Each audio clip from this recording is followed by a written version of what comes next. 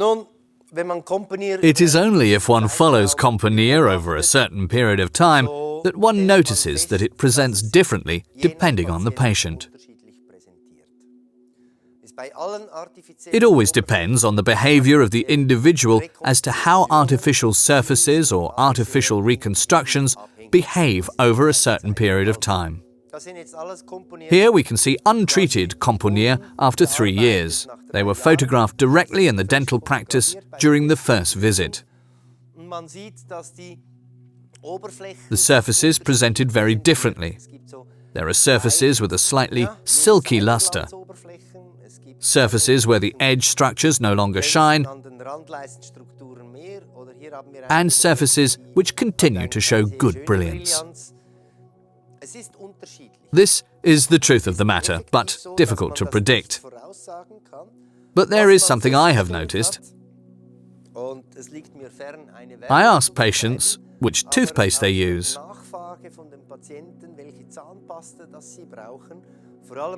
Far from wanting to promote any single brand, patients with nice shiny surfaces generally answered that they use Colgate. Apparently, this must be a toothpaste which has an additional polishing effect on the surface. Toothpastes which promise a very high cleaning or whitening effect should be avoided where possible. There are toothpastes where one does not know exactly which abrasives they contain. If they contain large polymorphous granular abrasives, these could scratch the surface. This is also known for polishing pastes or cleaning pastes in oral hygiene. In particular, one should avoid strong cleaning toothpastes and then not polish under circumstances, which makes the composite surface slightly dull or matte. These surfaces can be polished fairly easily using a rubber polisher. Use a finer paste. As already mentioned during the diagnosis, there are toothpastes for sensitive tooth necks or for reducing tooth sensitivity. Care should be exercised for toothpaste with tin fluoride. For example, Meridol or similar toothpastes, as well as toothpaste with complexing agents, which can lead to oxidative processes on the surface.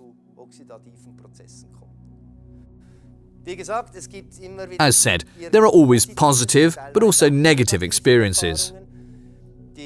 Positive experiences are when you look into a mouth and everything looks good. The teeth shine and everyone is happy.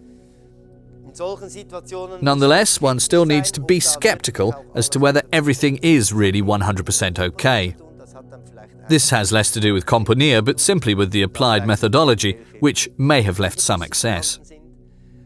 Sometimes there is also chipping. This can happen, but it shouldn't, and it is no doubt an exception. If one can see the microstructure of the back of the COLTENE on the surface, then this indicates that the COLTENE was contaminated during treatment.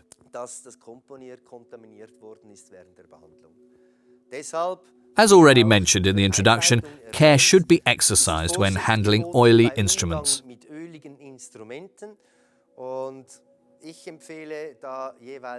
I therefore recommend to always change gloves when moving from preparation to bonding technique. However, I can only assume that this happened to me here and that I touched the materials with an oil-contaminated glove. There are also situations, like in the bottom right of the photo, which are alarming. One can see that plaque has accumulated in the interdental spaces. That implies that oral hygiene is not optimal. If this situation does not improve by the first recall, then the patient needs to intensify his oral hygiene. Or I need to impress on the patient that there is an increased risk with artificial surfaces and margins if plaque remains for too long.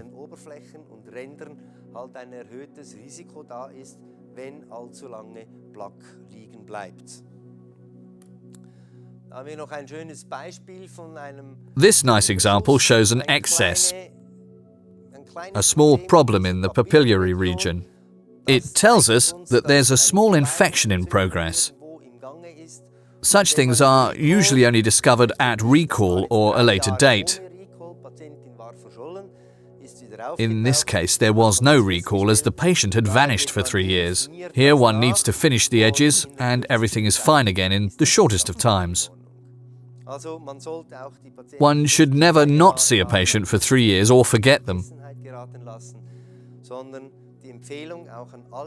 The recommendation to all patients with reconstructions is that they make an appointment once a year to have their componeer checked, especially the margins.